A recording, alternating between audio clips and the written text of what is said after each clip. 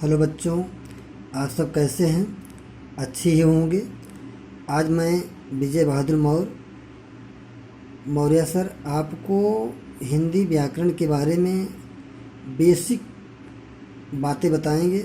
जो हिंदी व्याकरण पढ़ने की हमें आवश्यकता क्यों पड़ी, हिंदी में व्याकरण की क्या भूमिका है, क्योंकि व्याकरण के बिना हमारे जो भाषा है और हमारे जो उच्चारण है शब्दों के, उसमें जो त्रुटियां होती हैं, उन त्रुटियों का समाधान करने के लिए, सही जानकारी प्राप्त करने के लिए हमें व्याकरण की ज़रूरत पड़ती है।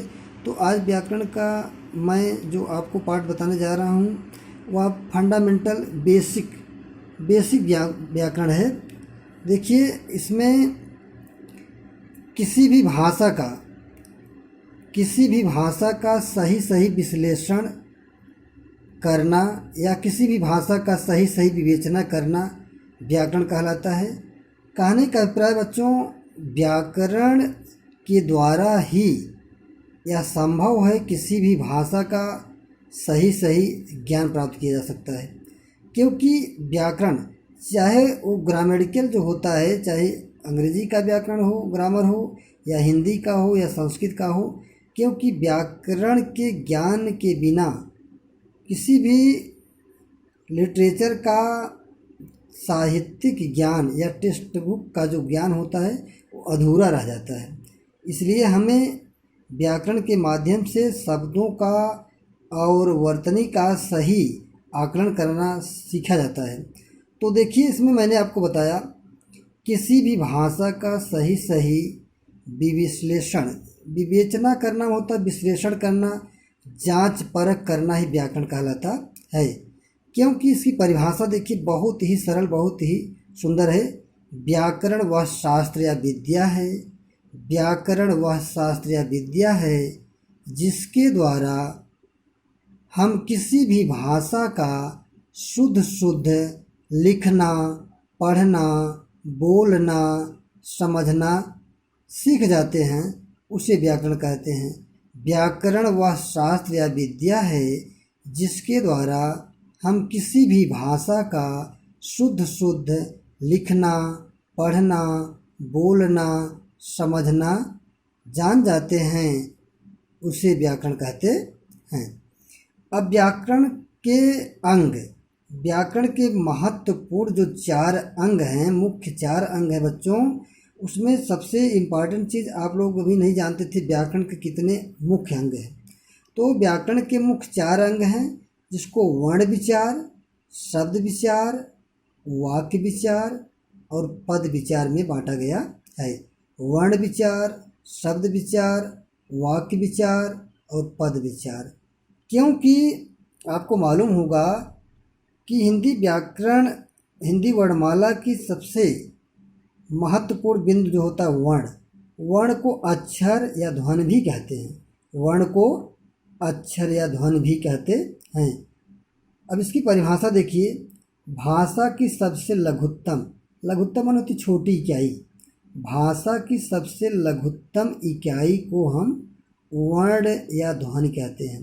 भाषा की सबसे छोटी इकाई को हम ध्वनि कहते हैं या वर्ण कहते हैं, जिसके टुकड़े नहीं किए जा सकते। जिसके टुकड़े बच्चों नहीं किए जा सकते, क्योंकि भाषा की सबसे छोटी से छोटी इकाई जो होती है उसे हम वर्ण कहते हैं।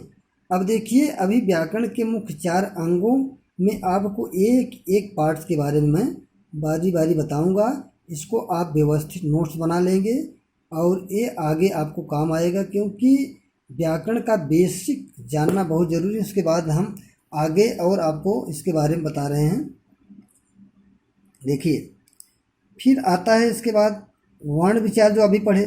पहले तो वर्ण विचार में आपने वर्ण किसे कहते हैं, उसके बाद इसमें एक पार्ट आता है वर्णमाला।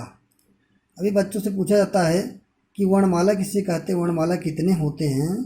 तो वर्णों के व्यवस्थित समूह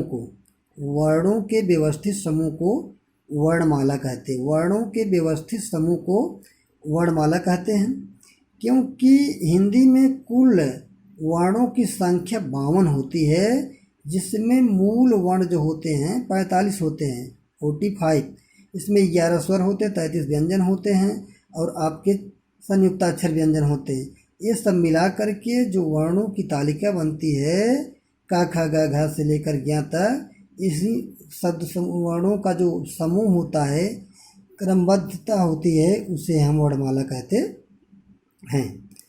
अब वर्ण विचार तो आपका खत्म हुआ एक पार्ट। दूसरा आता है शब्द विचार। शब्द किसे कहते हैं? ये बेसिक चीज़ें बच्चे नहीं जानते, शब्द क्या है, वर्ण क्या है, वाक्य क्या है, पद क्या है।